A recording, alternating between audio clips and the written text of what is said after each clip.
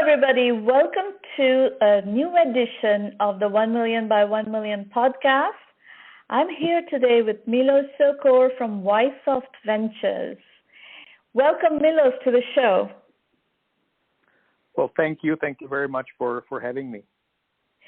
Well, tell us a little bit about Ysoft. How big is the fund? Tell us about your investing focus. What kind of investments do you make? Let's get you introduced to our audience. Okay, so I will start with Ysoft Corporation very quickly, which is the company that has started Ysoft Ventures. We are in the print management sector, so we provide a hardware-software solution that basically runs multifunction printers for mainly Fortune 500 type companies, so large customers with a large number of clients. And the main idea is that we have been doing connection of hardware and software in the B2B space since the year 2000. We produce our own hardware that we manufacture ourselves, and we logistically deploy this hardware globally. We have 16 offices worldwide, and we sell in more than 140 countries. And basically one day, the CEO, Václav, who was also in one of your previous podcasts, he has decided that we should... Let me tie that for our audience. If you're interested in learning the story of Ysoft Corporation and Václav Močna, the entrepreneur, please go check that story out on our blog, Bootstrapping to 30 Million from Czech Republic. That's the story, and you'll find a full 7-part series, entrepreneur journey story of Václav's evolution as an entrepreneur in that part of the world. So go ahead, switching back to you. Go ahead. Yes. And the main story is that Václav has basically built a globally operating company out of a very unlikely starting point, out of Brno, Czech Republic. Indeed. And we have acquired quite a bit of know-how on how to do products for large companies globally and connecting hardware and software. And we just basically decided, let's leverage this know-how and let's pass it on in the form of really smart money to our startups that we invest in. And we started Ysoft Ventures. And there are two unique points about our venture capital arm. The first one is we do not necessarily invest into companies that have technologies that Ysoft would later acquire. Usually when there is a corporate venture capital fund, companies look for technologies that they maybe later acquire or that somehow fall into their portfolio of business. The second one is we have opened up the venture arm to external investors, which usually it's only funded by the mother company that starts the venture fund. And here's the reason why. Like I said, we have acquired a lot of know-how in building companies, global companies, out of an underdog market, Brno, Czech Republic. And it has its own specifics on how to do that, how to motivate partners worldwide that would sell your technology, and how to work with the hardware. So we decided, let's only focus on companies that combine hardware and software that are globally scalable and that are in the B2B sector. So companies that are very similar to the way Ysoft does business. And then Ysoft at that time was pretty small. Usually companies the size of Ysoft do not start their corporate venture funds. Usually they're much larger. And the interest locally was very high because I think it was lacking, still is, a VC that would be solely focused on hardware and provide the know-how that we provide. So we had quite a bit of interest from companies, strong pipeline, and we couldn't finance it ourselves because we basically decided to use our net income that we have left over. And Ysoft is a forever reinvestment company. Václav is an entrepreneur that likes to reinvest all the profits and always grow the company. So this really made sense, and we opened up the venture arm to external investors as well to be able to finance the pipeline that we had. Now, what I just said might sound pretty big, but it's not. It's a by U.S. standards for sure. It's a small venture fund. We started the first one with only $4 million, and we have invested 5 companies. We are able to do more with less money in this part of the world because of very favorable valuations. So, for example, in the U.S., the kind of money that would maybe buy you a project on paper, we already have a company that might have like 10 or 15 employees and would already have some revenue. And we have invested that money pretty quickly, and now we are closing the fundraising for our second fund that will be a little larger. It will be about $7 million, and we are looking to finance another 5 to 7 companies in the same space. Okay. And tell us a bit about geography. Do all the companies need to be based in your local, whether it's city, country, region, or is it a broader charter? What is the geographical boundary in which you invest?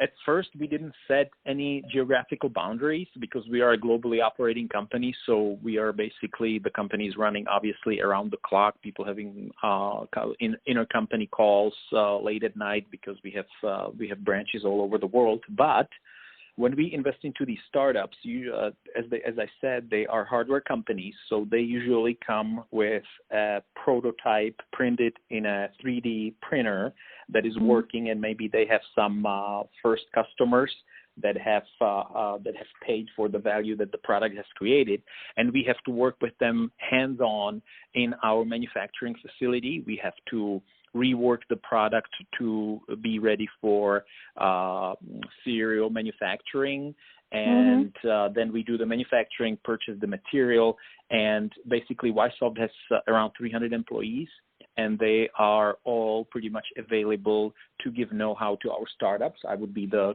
main connection point between the startup and the know-how in the company. So it makes more sense if they're geographically closer because we really spend hundreds of hours per year with them physically, face-to-face, in our facilities or in our offices. So we could, for example, finance a startup in Helsinki, but I don't think we would be able to transfer as much value. So it makes more sense, and it's easier for us to do companies in Czech Republic and Slovakia closer to us. Okay. So talk about the 5 to 7 companies that you have invested in. Just like walk us through what are the concepts, what are the value propositions, and what kinds of companies are you seeing in that region that fits your investment thesis?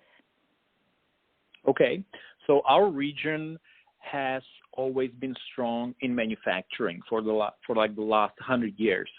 It's been said that we have very skilled people when it comes to manufacturing something. So it came natural that with the coming of new high technologies that this old industry in manufacturing would somehow join. So we do see quite a bit of activity in the hardware space.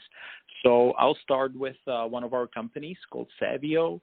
And that's a company that we have invested 2 years ago. And basically what they do is very simply an indoor GPS. And that is used especially in the automotive industry. And at any time you need to digitize indoor what's happening in your manufacturing facility, warehouse, hospital, but it could be even a sporting facility, and you need to keep track of everything and anything that's inside. So you have data of what's happening inside the space, and then you can build different apps on that. So we say that basically Savio has like a fundamental technology for Industry 4.0 because they digitize everything that's happening inside the building. They have been very successful in automotive industry, various applications. Maybe we can get into that later. But they basically provide a hardware-software solution. The hardware are the tags that you have on machines or workers or forklifts or whatever might be running inside that space, and it provides you data. For example, one company in the United States came out with the statistics that over 300 people die in U.S. warehouses by being hit by a forklift. And if you put a tag on the worker and on the forklift, and you tell the software, hey, turn off the forklift when it gets within 5 feet of a random person inside the warehouse, it will just shut off and the hit will never happen, basically. So there are some companies using it purely for safety. Other companies are using it for access or disabling access to certain areas. Manufacturers of cars are using it for the workers being able to choose the right tool, that if you take the wrong tool closer to the car that you are manufacturing, it will shut off so you don't damage it with maybe high torque on the wrench or something like that. In the sporting facility, it provides you data for the players. Should it be any sport that's indoor, would it be basketball, ice hockey, whatever is inside of a building, you can tag the players and track their movements and provide the data to the coaches. They have been very successful in retail. A lot of retailers, for example, like IKEA, are using it for tracking the shopping carts and what's happening in the store, the routes that the shoppers are taking. Basically, you are getting information about what's happening inside your space that you need to be smart about, basically, and then you work with the data. Very good. So I have a couple of questions on this one, and we'll go to other examples in a moment. But just to understand your thought process, what is the competitive landscape of something like this? And I'm asking you from a global point of view. When you're investing in something like this in your local geography, what kind of a competitive landscape are you seeing? Meaning what other companies and their technologies are in their space. They're often mistaken with companies that provide Bluetooth and RFID technologies. I would move those more into the consumer space, maybe used in the shopping malls. Savio provides their technology that's called UWB, ultra wideband. So it's like a very heavy duty and very precise solution. So way beyond Bluetooth and RFID chips. Those tags are pretty expensive. We are talking hundreds of euros per tag, so you are not able to put it on every box of a e-shop house, so you would track it. It would be for more expensive equipment or workers in the warehouse. So they're in the heavy duty space, and they do have some competition, but usually that competition would be very focused on a specific vertical, on a specific thing that they provide, where Savio provides the technology, and the integrators, the software integrators and their partners build whatever their customer needs based on this technology. So they don't want to be too focused. They just want to provide basically the platform. Very interesting company. Now, and how do you evaluate the TAM on this company? What is your estimated TAM for this? Estimated what? Total available market.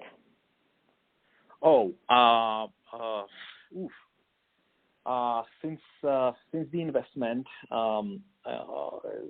2 years ago, we Savio has been selling in more than 50 countries. So pretty much, because they usually start with they usually start with they sell you like a small kit to the software integrator that tests the technology. Then they usually find a solution for their clients, and with the countries and the applications that we've had have been so wide that the numbers of the available market are staggering. Obviously, in Western Europe and in Asia, Industry 4.0 is a huge theme. So I don't have the numbers offhand, but they also started selling in the United States to various different. So it's they have seen interest from global players like Honeywell and Cisco and these companies that provide hardware for commercial properties. Yep. Yes. So how far has the company gone based on your investment? So you invested in the company is selling in 50 countries. what level of revenue have they been able to get to based on your investment and that expansion strategy? Yes. And then the follow-on question to that will be, where is the follow-on financing coming from? So talk us through the trajectory of a company like this. Yes. You are actually really going to like it because you have five more companies that fulfilled your mission because we basically got all of our companies to almost exactly $1 million in revenue in 2 to 3 years, which is our model. Fantastic. When we invest in them, our average ticket would be anywhere between $500,000 to $1 million, and they usually have very little revenue, low hundreds of thousands. And we try to get them within 18 to 24 months into profitability and within 2 to 3 years to $1 million in revenue. Now, we have to understand that this is a B2B space, partner selling. So it's not like an internet project. It's your sales cycle is anywhere between 12 to 14 months. Right. A long sales cycle, Yeah, long sales cycles. But once you get a customer, you usually sell 5-year contracts that are based on subscription plus the sale of hardware. So it's slow, but it's very solid, and you build it sort of surely but slowly, if you know what I mean. So $1 million, and we usually like them to double their revenue every year. And we've been so far, we're pretty young, and it's easier in the beginning, obviously, when the company starts from nothing. But all of them have reached right around $1 million in revenue in year 2, and they are. And we never invest into companies that are already looking for the next investment round. We want them to be profitable. We want them to be able to finance their expansion, and if the next financing round comes, it just accelerates this expansion. But we want them to be independent. That's sort of because YSoft has grown without any external financing, so we sort of follow this route. And so has this company gone on for follow-on financing already, or is it operating on a profitable basis and not taking more money? Actually, Savio was the fastest company that came to profitability. They pretty much almost didn't need the investment. It was sort of funny, but almost to $1. They have started generating revenue very, very quickly. So the investment was more of an assurance if they went through hard times. Obviously, this doesn't happen, but they are sort of the leader of our portfolio. That's why I also started with them. So no, they are actually being more talked about by big companies about acquisition. It would be sort of too early, but they have already proven themselves, and they have partnered up with some really large international companies, and they are already creating revenue for them and provide a solid technology. So they might even skip this step, actually. Yeah, that's fantastic. Actually, in a way, a capital efficient company building that goes straight into acquisition is very good for entrepreneurs, especially, entrepreneurs doing it for the first time. I see no problem at all with that model. I think it's a great model. And I hope that we. Okay. Yeah, go on. Please go on. Well, I hope that we play a big role because, like I said, YSoft has made many mistakes and has gone the hard way to find for ourselves. And I'll give you an example. Another company that is in our portfolio, we have just done business with them in Japan, and it was from zero to money in the bank in 3 months. Now, it took YSoft 12 years to break into the Japanese market. It was strategically important for us because that's where Konica Minolta, our biggest partner, is headquartered. And it is very hard to sell in the Japanese market. But with us being there for so long, knowing the market, having our own person there for 20 years, when we come with a good technology, we contact the right people, find the right integrators or partners that could sell the technology. We went from zero to money in the bank in 3 months to a decent-sized corporation in Japan. Now, this just doesn't happen. Yeah, we do too. So what is the business of this company that you're talking about? This company name is Gray Cortex, and what they do is they do network traffic analysis in the cybersecurity space. So they basically they install their software on a third-party hardware. They take a copy of what's happening. They monitor your network, and they provide you. They have machine learning, so the system learns not to give you false alarms, which is the biggest issue with these types of software. And they protect, or they let you know everything about that's happening on your network. Little fun fact was that while one of the government agencies here in the Czech Republic was testing the software, just sort of running a POC, they have actually discovered, WannaCry, that was the WannaCry virus that was attacking the Czech government. It was actually discovered because of Gray Cortex testing at that time. So it gave them more information about what's happening in the network, and that obviously helped in the early stages in the company. Very good, excellent. So a slightly different line of questioning, Milos, just to understand what's happening in the Czech Republic by way of entrepreneurship, and of course acknowledging the fact that you have a very specific lens with which you're looking at the entrepreneurial ecosystem. How many companies come to you for financing? Like, what is the size of the deal flow? I usually talk to 200 to 300 people per year, and I hope and I believe that those are already filtered by the message that we send out, meaning that we focus on B2B, hardware, software, globally scalable. So if it's a local company, B2C space or something like that, we don't see them. And even with that, we talk to like low hundreds of companies, and then we have invested 5 in the last 2.5 years, basically. So 1-2 investments for us per year is what we like to see, because by being so specific and focusing on hardware, we have one advantage among other VCs in the area. Our fund is not huge, so we have no pressure to quickly invest the money to satisfy, the investors. Number 2, the companies, since we provide the hands-on we have our manufacturing facility, we have the hardware certification specialists, logistics and stuff. Other VCs don't have that. So I'm working with some companies for more than a year before I invest them, because they're just not going to go anywhere else when they see what we can provide for them. So we like that. That manages our risk, and we can invest in later stages.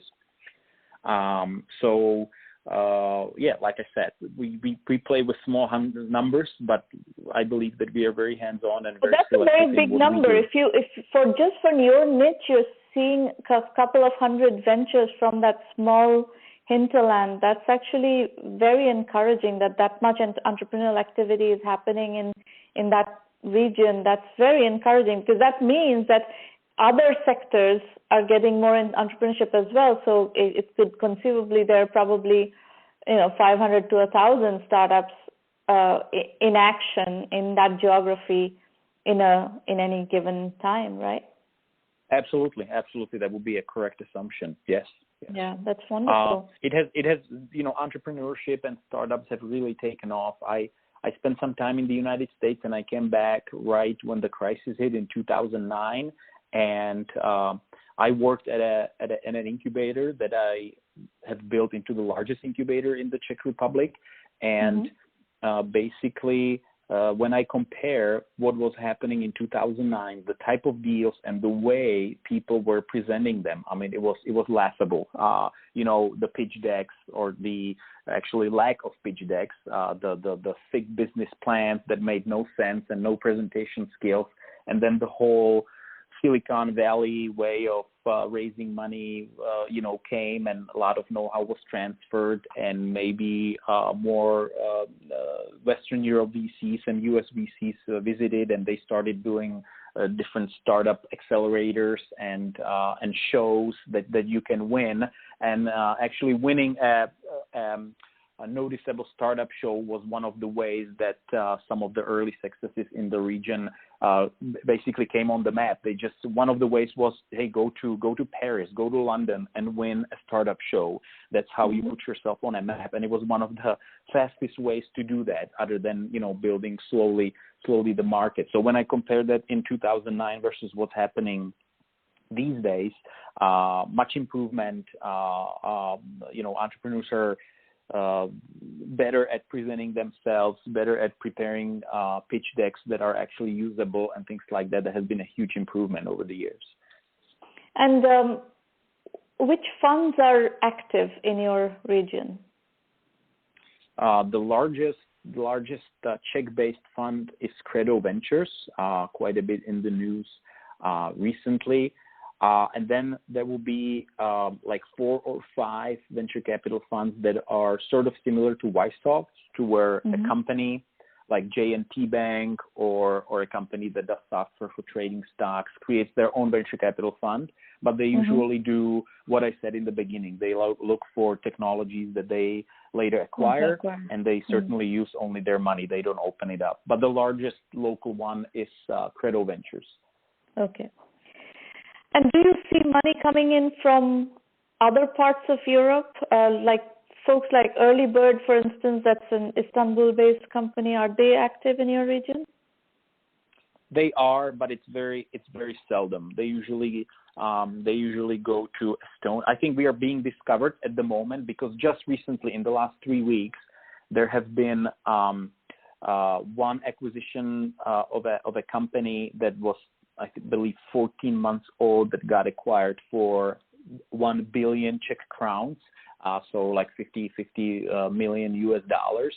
And we were usually used to acquisitions that were like half of that or even lower. And recently, we have had larger exits for the area, something that we have not seen before. And there are other companies that are reaching very interesting valuations. And I think that's the main point where we are getting more and more discovered by maybe the U.S. VCs and Western VCs. And also I see maybe people from the region, like from the Czech Republic, working for funds like Sequoia and others that maybe usually make some sort of a connection to the home country and at least show up at a couple of startup shows and introduce themselves. So more and more I see that, and I think it will really take off with these exits that we see, and hopefully we will contribute to that as well. Very interesting. Now, there's been a couple of very interesting security companies from Prague, right? Avast and AVG are both Prague-based? Yes. AVG was actually from Brno originally. And has that spawned a lot of derivative security companies in that region? Actually, the statistics that I had from maybe 2 or 3 years ago was that companies out of our region control a little over half of the antivirus consumer market in the world globally. And it would be mainly to AVG, Avast, and Asset companies that they have become this part of the world is just very good at like cybersecurity and antivirus. That's for sure. So that is certainly, and we hope that our company Grey Cortex will play a big role in this space. And actually, one thing that I forgot to mention, the strategy that we use is similar to Ysoft. Ysoft sold its technology through global giants like Konica Minolta and slowly Xerox and companies like that. So we like to find for each of our company in the portfolio the giant in their industry, and we like to jump on their shoulders and enjoy the ride, basically. So with every company that we have in the portfolio, we look for the giant. And for Grey Cortex, these companies that we have just talked about, they are definitely good companies because they are from the consumer space. They are also moving into the commercial one, providing it for companies, not just for households. And obviously, they are noticing companies like Grey Cortex because they provide the correct solution for their commercial clients. Terrific. Really, it's been a pleasure listening to you, Milos, and learning more about your activities. I enjoyed very much talking to Vaclav as well, and I'm thrilled to hear how much activity is happening in the Czech Republic and around the work that you are doing and some of your colleagues are doing. So congratulations, and well, thank you. Let's keep in touch. Would love to do so. All right. Well, listeners, thank you for listening today. And as you know, you can attend our free mentoring sessions every week. Go to the website 1Mby1M.com and you can find the schedule for our free public roundtables. If you're in the Silicon Valley or you're visiting the Silicon Valley, you're very welcome to also come to our in-person rendezvous. That schedule is also on the website. So either way, see you soon, and we'll be back soon with another round of the 1M by 1M podcast.